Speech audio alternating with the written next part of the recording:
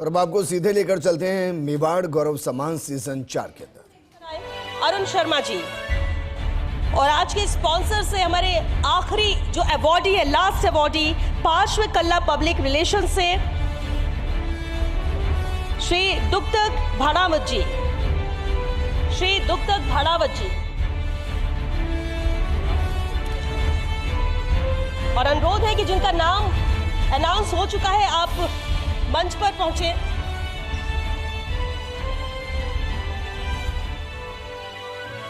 और अवार्ड ग्रहण करें। और इसी कड़ी में कार्यक्रम को आगे बढ़ाते हुए मैं चाहूंगी कि हमारे सभी अवार्डी को फर्स्ट इंडिया परिवार की ओर से मेवाड़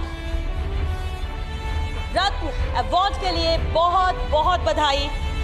मंचासीन अतिथियों से मैं अनुरोध करूंगी कि आप अपना स्थान ग्रहण करें। और मैं उद्बोधन के लिए आमंत्रित करूं उससे पहले महामहिम श्री गुलाब चंद कटारिया, राज्यपाल पंजाब और प्रशासक चंडीगढ़, एक एंकर विजुअल के जरिए, हालांकि गुलाब जी की शख्सियत ऐसी है कि उसका क्या ही परिचय दिया जाए, लेकिन एंकर विजुअल के जरिए एक झलक जरूर दिखाएंगे। लेकिन जोरदार तालियों के साथ स्वागत कीजिए गुलाब चंद कटारिया जी का। सर बाद में चलवा दीजिएगा। क्या चलाने हैं मेरे को सब जानते हैं। बाप रे बाप।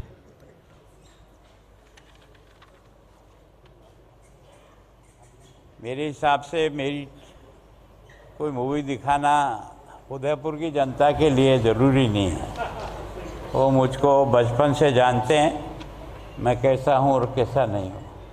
तो यहाँ तक कि आप बाकी कहीं और जगह दिखाना जिनको परिचय नहीं हो। सबसे पहले तो मैं फर्स्ट इंडिया परिवार को बहुत धन्यवाद देता हूँ कि आप अपने इस मीडिया के माध्यम से समाज के श्रेष्ठ काम करने वाले लोगों को भी सम्मानित करके हमारी समाज के प्रति भी जिम्मेदारी है, इसको जिस ढंग से आप निभा रहे हो, मैं आपके बड़े भाई जगदीश जी का और पवन जी आपका और आपके फर्स्ट इंडिया परिवार के सभी लोगों का बहुत धन्यवाद।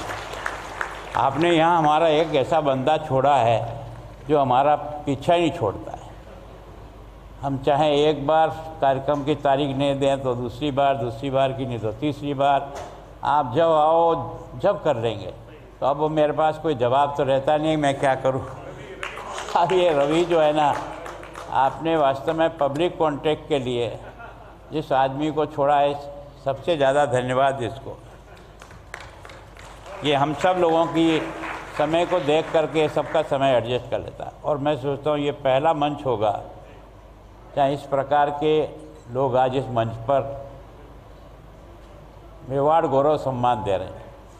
और सबसे ज़्यादा मैं धन्यवाद लक्ष्मण सिंह जी आपको देता हूँ कि वास्तव में आज आपने हमें उन लोगों से मिला दिया जिनको हमने सुना तो बहुत था,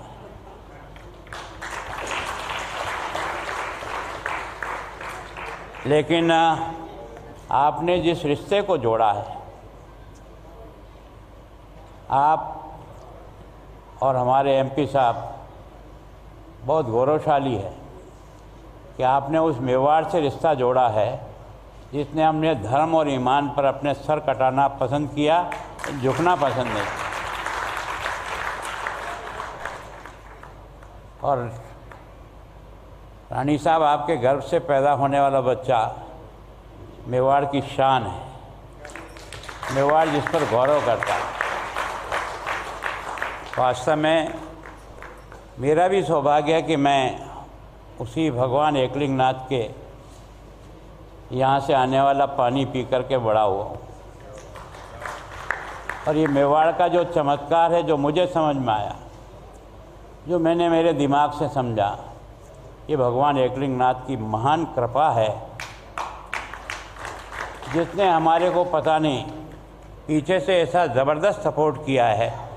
लोग कहते हैं कि भगवान होता है कि नहीं होता है, पर भगवान एकलिंगनाथ ने मेवाड़ को जो विजयी रखा ना, कभी हारा नहीं, लड़ता रहा, मरता रहा, लेकिन कभी भी सर झुकाया नहीं, किसी के सामने घुटने टेके नहीं।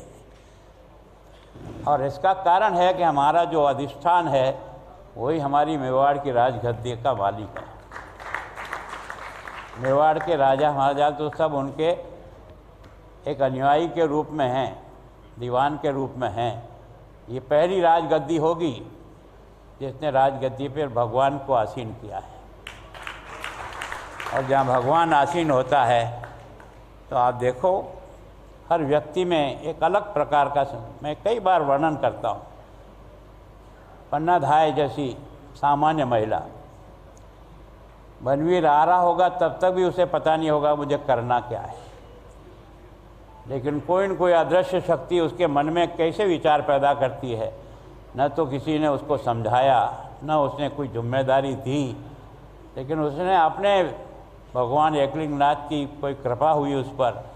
उसने कहा कि मैं मेवाड़ के इस राजवंश को बचाना मेरा पहला धर्म है, और इसलिए मेरा बच्चा चंदन और दोनों बराबर की उम्र है, मैं उदय सिंह जी को निकालकर चंदन को उनके बिस्तर पर सुला देता हूँ, और वो भूखा भेड़िया की तरह से आ रहा है, उसको देखने की कोई ज़रूरत पड़ेगी नहीं।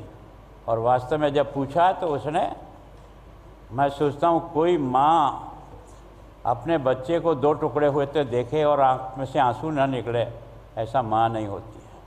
लेकिन भगवान एकलिंगनाथ की असीम कृपा थी कि उसकी आँखों से दो बूंद भी नहीं बहा। ये जो कलेजा कायम किया ना, ये व्यक्ति नहीं कर सकता है, कोई अलौकिक ताकत कर सकती है, जिसके कारण से राजवंश आज इस सम्मान के साथ यहाँ तक आया। तो वास्तव में आप लक्ष्मणराज सिंह जी के साथ तो हमारा मिलना होता ही रहता है, लेकिन आप दोनों यहाँ पधारे, हम अपने पूरे मेवाड़ परिवार की ओर से आपका बहुत बहुत अभिवादन करते हैं कि आप कई वर्षों से मैंने चुना है। विचारधारा अलग अलग हो सकती है, लेकिन भारत का गौरव रहे, ये हम सब का सपना रहता है। और मैं सोचता हूँ कि वास्तव में आपने मन्नालाल जी, मेरे सहयोगी मित्र ताराचंद जी, फूल सिंह जी, पूरे पुलिस ऑफिसर, कलेक्टर साहब और ये वाइस चांसलर साहब, जिस संस्था में मैं भी कभी नौकरी करता था, वो जन्नू भाई की संस्था थी। जन्नू भाई ने मुझे नौकरी से निकाला, लेकिन मैं जितना सम्मान उतना करता हूँ शायद शिव सिंह जी आप भी नहीं करते। मैं उसको दिल से चाहता हूँ जिसने गरीबों के बच्चों को पढ़ने के लिए रात्रि कॉलेज बनाया, जिसलिए मैं आज यहाँ खड़ा हूँ। ये योगदान सामान्य नहीं होता है। और वास्तव में आज आपने सम्मानित करने के लिए जिन व्यक्तियों का चयन किया, ये बहुत कठिन होता है, लेकिन मैं सोचता हूँ कि इस सम्मान का सबसे बड़ा जो महत्व है वो सामने वाले पर है। जो सम्मानित होता है उसका इतना नहीं रहता है, सामने वाले के मन में आता है कि व्यक्ति अपने काम को अच्छी प्रकार से करके सम्मानित हो सकता है, तो अगली बार मुझे भी उस रास्ते पर आगे बढ़ना चाहिए। तो दूसरों को जगाने के लिए ये सम्मान के आयोजन होते हैं, जिसके कारण से संपूर्ण समाज में विचार पैदा हो कि हमारे द्वारा भी सेवा का कोई न कोई काम ऐसा हो जिसके कारण से हम अपने मनुष्य हैं इस धर्म को अच्छी प्रकार से निभा सकें। वास्तव में पवन जी, मैं आपके साथ कई वर्षों तक काम किया है, पर आपने जो मेरी विधानसभा के एमएलए के क्वार्टर्स और जो बनाया है और मरी हुई हाउसिंग बोर्ड को जिंदा किया है, इसके लिए आपको मैं बहुत याद रखता हूँ। हम सब लोगों ने भी परिश्रम किया, लेकिन हमारा भी दम निकल गया, घाटा ही घाटा। कोई योजना सफल होती नहीं, किसी में कुछ होता नहीं। हमें तो एक बार लगा वसुंधरा शायद कि इसको वाइंड अप कर दें, और हमने अपना मन बना दिया इसको वाइंड अप करो। आपने उस मरी हुई संस्था को फिर से जीवित करके राजस्थान में एक ऊंचाई दे दी। ये आपका स्वयं का विजन और बुद्धि थी, जिसके कारण से आज गरीब लोगों के मकान बनने का रास्ता खुला हुआ है। और मैं सोचता हूँ कि विधानसभा का जो दोनों एमएलए के रहने के क्वार्टर्स, हिंदुस्तान में शायद ये पहला कॉम्प्लेक्स होगा, इसमें विधानसभा है, उधर एमएलए का रहने का मकान है, और इधर कॉन्स्टिट्यूशन क्लब है, जिसमें सब प्रकार की एक्टिविटी होती है। वास्तव में किसी आदमी क्या याद रखने का केवल उसकी शक्ल सूरत नहीं होती, केवल उसका पद नहीं होता है। पद और शक्ल सूरत तो जब तक वो है तब तक रहता है। व्यक्ति का काम उसके चले जाने के बाद भी धरती पर वैसा का वैसा रहता है। आपने जिस प्रकार से काम किया उसके लिए मैं आपका बहुत, और मैं तो बड़े भाई साहब के साथ भी बहुत वर्षों, मैं सोचता हूँ वो जितने फास्ट है दुनिया में कोई इतना तेज़ी से दौड़ने वाला आदमी होगा। असंभव को संभव करना उनके पता नहीं क्या खेल है। मैं सोचता हूँ कि वास्तव में आज जिनको सम्मानित किया, मैंने एक जरूर रहता है, पर मैं थोड़ा सा इतना बड़ा मंच देख करके मैं भी घबरा गया। मैंने कहा यार अब आज समय की पालना नहीं होगी। और मेरा जीवन का एक स्वभाव रहा, मैं एक शिक्षक रहा हूँ और मैं शिक्षा मंत्री भी रहा हूँ। मैं ये कहता हूँ ज़िंदगी में और कुछ सिखा सको सिखाना, पर समय की पालना करना हमारे बच्चों को सिखा दो, हमारा देश बन जाएगा। एक एक मिनट कितना कीमती होता है हर व्यक्ति का। पर हम सब लोग नेता पहले भीड़ पूछते हैं कितने भेरे हुए, उसके बाद चलते हैं ताकि हमारी कहीं। और मैं ऐसा आदि था कि मैं कभी भीड़ तो चिंता ही करता नहीं। मैं कई बार राजनीति में जब काम करता हूँ तो 8 आदमी जाजम पे बैठने वाले भी उड़ ना जाएं, इसलिए कुछ कार्यकर्ता कोने पे बैठते थे कि बिछी हुई जाजम का अनादर नहीं हो जाए, ताकि कोई हमको सुनता ही नहीं था। सब दूर दूर खड़े रह के सुनते थे। तो मुझे पीछे से एक बार कुंभलगढ़ में आवाज़ आ गई, बाया कण क्यों कुकी रही हो, कौन ढूंढ रहे हो। मेरे भी दिमाग में एकदम पत्थर जैसा लगा। मैंने कहा कोई नहीं सुन रहा, कोई बात नहीं, मैं इस दीवार के भाटे को ठोक के जा रहा हूँ। आज नहीं तो कल ये भाटा बोलेगा कि सही क्या है और गलत क्या है। तो वास्तव में मैं सोचता हूँ जब व्यक्ति के मन में देश के प्रति, समाज के प्रति कुछ करने का जज्बा होता है ना, तो बाकी तो भगवान एकलिंगनाथ सब मदद कर देता है।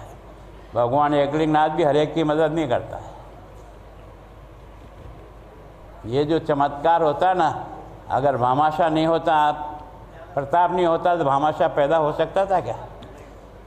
भामाशाह पैदा इसलिए हुआ कि प्रताप पैदा हुआ, और प्रताप के अपने जीवन की श्रेष्ठता ने भामाशाह को अंदर से ललकार दिया। यह पूंजी किस काम की? मेवाड़ की संकट की घड़ी में समय में महाराणा प्रताप अगर हतोत्साहित होते हैं, इसका मतलब मेवाड़ हतोत्साहित होता है। सारी संपत्ति लाकर चरणों में रख दी। मैं हमेशा कहता हूँ अगर भामाशाह पैदा करना है तो प्रताप का जीवन तैयार करो। भामाशाह इस समाज में से बहुत है, इसमें से मिल जाएंगे कि आप चिंता मत करो कौन भामाशाह होगा, कब होगा। भामाशाह को तैयार करने के लिए उस प्रकार का नेतृत्व चाहिए जिसके कारण से होता है। सच में मैं आप सबका, विशेषकर कि पवन जी आपका और आपकी टीम का और धन्यवाद करता हूँ। और मैं चाहता हूँ कि मेवाड़ के इस गौरव के लिए आप छोटे से छोटे व्यक्ति का भी कोई कोटा बनाओ, ताकि मेरी ये आदिवासी बहनें भी इस मंच पर आकर के इस बड़े जिस हॉल को देखने के लिए ललायित रहते थे, जहाँ पहली बार भोपाल सिंह जी ने अपने राज का सबसे पहले राजस्थान के संगठन के लिए विजिट किया, तो यही धरती थी जो इतना बड़ा सिंहासन छोड़ करके बिना किसी सोच समझे, इसीलिए उनका सबसे पहला चित्र हमारी विधानसभा में उन्हीं का लगा हुआ है आज भी। तो वास्तव में और ये सौभाग्यशाली है कि हम इस जगह करते हैं। तो आधे लोग तो यहाँ आकर के जाने से ही अपने आप में बहुत उत्साहित हो जाते हैं। आपने ये समय दे करके और इन लोगों को सबको ये बुलाया। अगली बार मेरी इच्छा है कि छोटे से छोटे व्यक्ति का भी जो श्रेष्ठ काम हो उसको छांटिए। कई लोग गांव में ऐसे हीरे बैठे हैं जिन्होंने सेवा का बहुत कमाल का काम कर रखा है। तो मैं सोचता हूँ उनको भी यहाँ आने का मौका मिलेगा तो हमारा ये जो फंक्शन है ना, इसको 4 चांद लग जाएंगे और लगेगा कि वास्तव में हम समाज के लिए और समाज के उन श्रेष्ठ व्यक्तियों का चयन करने का प्रयास करें। और इसलिए उसकी टीम आप बहुत पहले ही बना दो, ताकि जो भी उसमें आना चाहें सब प्रकार के लोग आए और फिर उसमें से ये फंक्शन करें। एक बार मैं आप सब जो सामने विराजमान है, मेरे सब भाई बंधु हैं, सब मुझे जानते हैं, मैं आपको जानता हूँ। और मैं 1-2 साल से नहीं, मैंने एक बच्चे की तरह से आपके बीच में बड़ा हुआ हूँ। और अगर कुछ कर पा रहा हूँ तो आपने जैसे कहा ना कि हमको जगन्नाथ से जगन्नाथपुरी को जोड़ना है, आपका ये विचार जो आया और आगे पहुँचा है, ये अब मैं पकड़ लूँगा क्योंकि मैंने कोशिश है, अब मैं इसको नहीं छोड़ूंगा। कारण क्या है कि मेरा मेवाड़ का गौरव सारा देश पहले जाने, सारे देश के लोग पहले जाने, ये सौभाग्य हमको मिलेगा। हम तो टूरिस्ट के ही जिंदे हैं, और वो भी भगवत सिंह जी की कृपा के कारण से ये टूरिस्ट सिटी के रूप में आगे बढ़ गया, और आज लाखों लोगों का रोज़गार का सबसे बड़ा मजबूत साधन हमारा यहाँ का टूरिज़्म हो गया। और आज की तारीख में कोई भी होटल खाली नहीं होगी, शादी की अगले साल की बुकिंग होगी। तो ये जो सौभाग्य मिला ना, कुछ प्रकृति ने दिया, कुछ हमारे पूर्वजों ने दिया हमको, तो उसके कारण से ये जो प्रताप का और इस धरती का जो वैशिष्ट्य है, वही हमारा सबसे बड़ी ताकत और दौलत है। एक बार में आप दोनों महापुरुष पधारे, मैं सोचता हूँ 5 बार MP रहना बहुत ऊंची बात लगती है, कि बहुत कठिन काम है। और इसलिए वास्तव में उड़ीसा के उप मुख्यमंत्री यहाँ विराजमान हो, वर्षों से जो हमारे इस संगठन को सींच रहे हैं, उन्होंने अपनी लाडली बेटी आपको दी है, तो कुछ न कुछ मेवाड़ का गौरव इससे बढ़ेगा, ऐसे ही मेरा विश्वास है। धन्यवाद।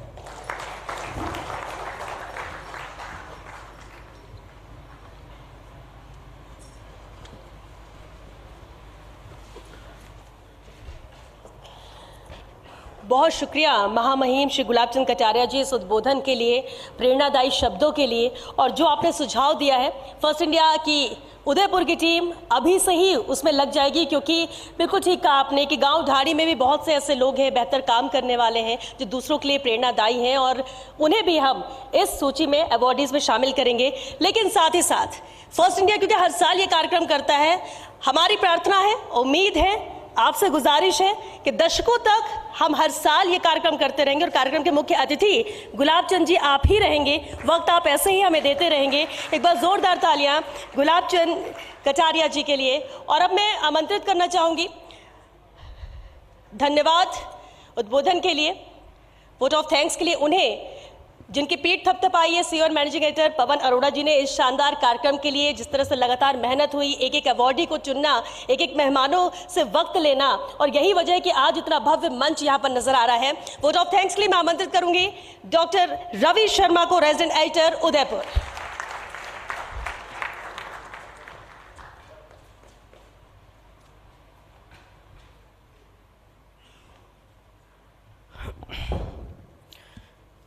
बोलिए भारत माता की, मेवाड़ के आराध्य भगवान एकलिंग नाथ की।